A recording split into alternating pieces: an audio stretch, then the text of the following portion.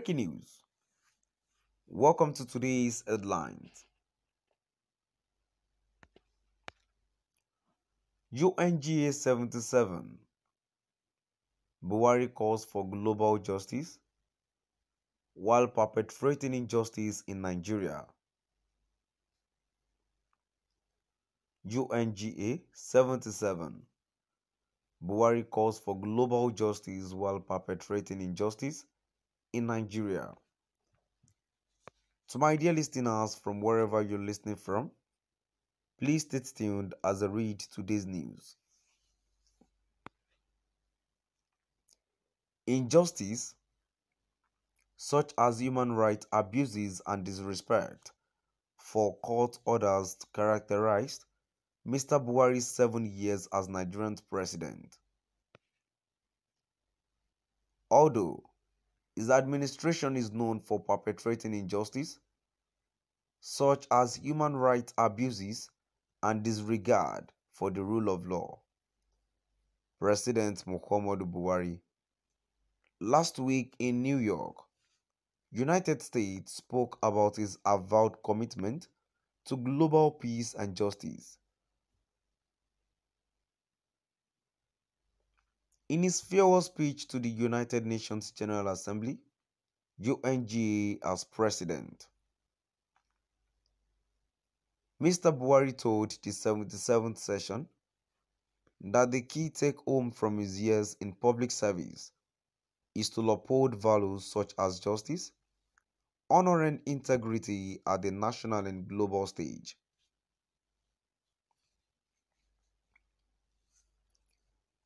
Let me convey my final reflection from this famous podium. We live in extraordinary times with interdependent challenges but enormous opportunities. The pace of change can seem bewildering, with sometimes a palpable and unsettling sense of uncertainty about our future. But if my years in public service have taught me anything, it is that we must keep faith with those values that endure. These include, but are not limited to, such values as justice, honor, integrity, ceaseless endeavor and partnership within and between nations, he said.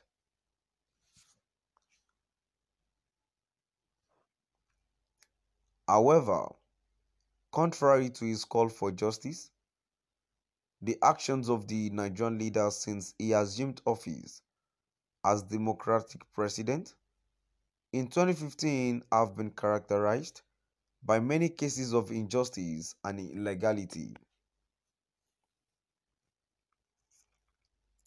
Although Mr. Buhari pledged to investigate allegations of human rights abuses against the military in his inaugural address in May 2015,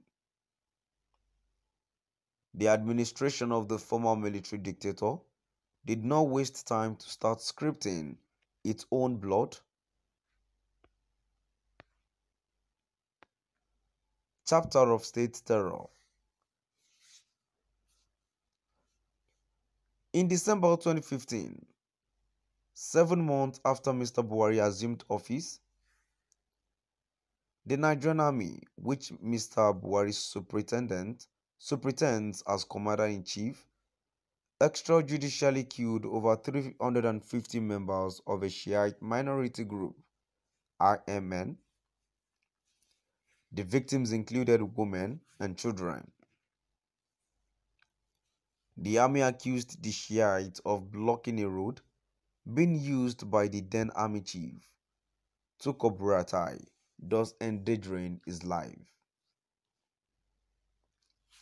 The Shiites were holding a demonstration by members of the group on a major road in Zaria, northwest Nigeria, during which they blocked the road users and Mr. Buratai's convoy.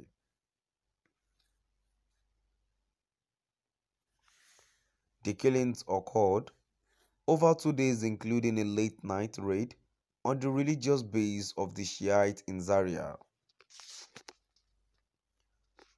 Apart from killing hundreds of the Shiites, the army also arrested scores of them, including their leader, Ibrahim el-Zakzaki, and his wife Zina. The hundreds of people killed by the army were also buried in secret mass graves. The massacre was condemned by local and international human rights groups such as SERAP, Human Rights Watch, and Amnesty International. Also, when a court ordered Mr. Zakzaki and his wife released in 2016,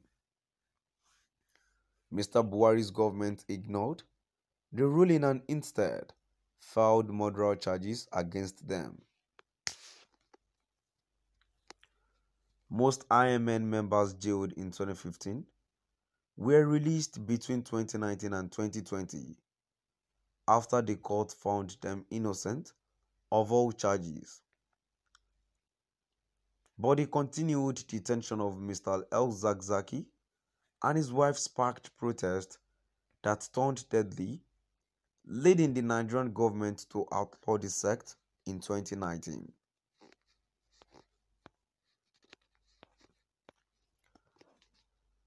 After nearly 6 years in illegal detention, a Kaduna State High Court eventually acquitted the couple and ordered their release in 2021. The Nigerian government reluctantly released them, but he is still holding onto their international passport. No soldier or commanding officer has been prosecuted for the massacre, while Mr. Buhari later appointed Mr. Buratai an ambassador after the latter retired from the army. Similarly, the secret police SSS in November 2019 refused to release Omoyele Sowore, publisher of Sahara Reporters, from illegal custody despite a court order.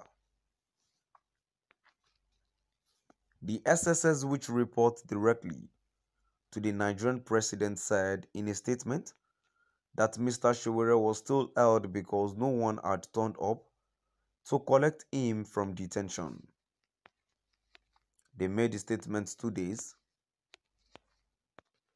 after a federal judge signed Mr. Showore's release order after the activist satisfied stringent bail conditions imposed on him as part of his trial. To my dear listeners, now I've come to the end of our today's news. Please do drop